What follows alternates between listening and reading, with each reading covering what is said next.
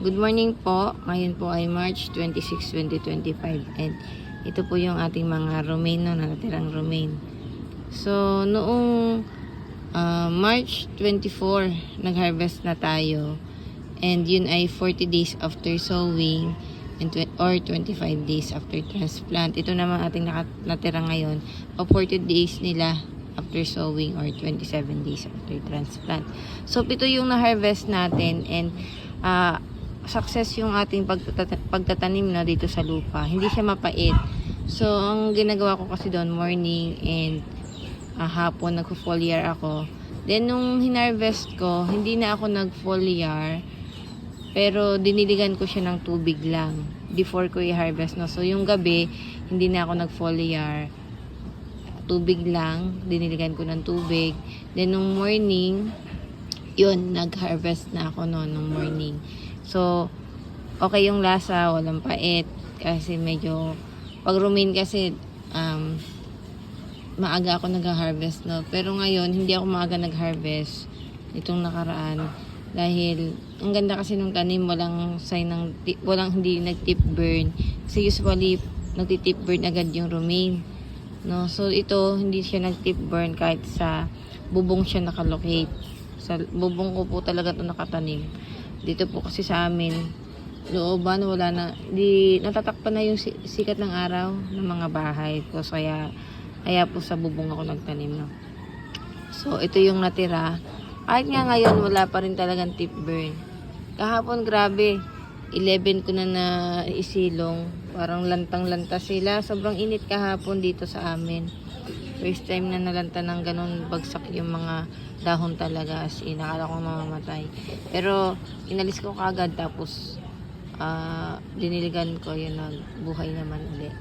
Then, ito yun, kung makikita nyo, kalbo yung ilalim. Binawasan ko na rin kasi yung ilalim nito. So, itong tatlong ito, tinira ito, pipitas-pitasan na lang yan. No? Ayan. Ayan.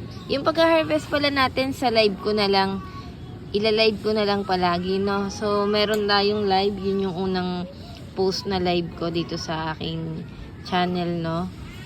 Doon nyo po makikita yung mga harvest natin, or harvest time natin, ila-live ko na lang. Pag uwi ko po ng Semirara, baka by the end of ngayong buwan, katapusan, uwi na kami ng Semirara, Antique. So, itutuloy ko yung pagtatanim ko sa lupa, then magtatanim na din ako ng hydroponics. Sa tubig, magtatanim na din ako. Siguro, isang box lang muna or 2 box yung hydroponics ko. Kasi wala akong greenhouse. So, babantayan ko na lang yun. Ayan. Kagandahan din pala kasi dito sa lupa. Kung umulan, kahit wala kang greenhouse, okay lang sila maulanan kasi lupa naman eh. So, no worries ako dun. Ang sa hydroponics kasi pag wala akong greenhouse, hindi pwedeng maulanan kasi aapaw yung tubig. Ayan. So, yan ang ganda. Ito ha. Kaya binawasan ko na ng mga dahon yan. Kaya parang kawag na siya. Yan, pwede nyo yan gawin. Kasi may mga sumusuloy pa yan. Makakain nyo pa yung mga bagong suloy. Tapos, ito pala. Ayan. 3 lang yung tinira natin. Tapos, ayan, yan yung mga 3 huling ipinunla natin, no? So, may mga kagat-kagat kasi ng daga yung dahon na ito. Sinisira kasi ng daga. Ito, hindi to yellow, ano yan, liwanag. Ito, pinagat. Sinisira ng daga. Ayun, okay.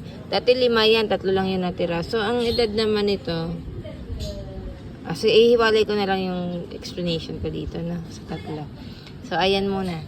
Yung ating 42 days after sowing or 27 days after transplant. So, during harvest po, sa live nyo na lang po makikita yung pag-harvest natin. No? Thank you po and God bless.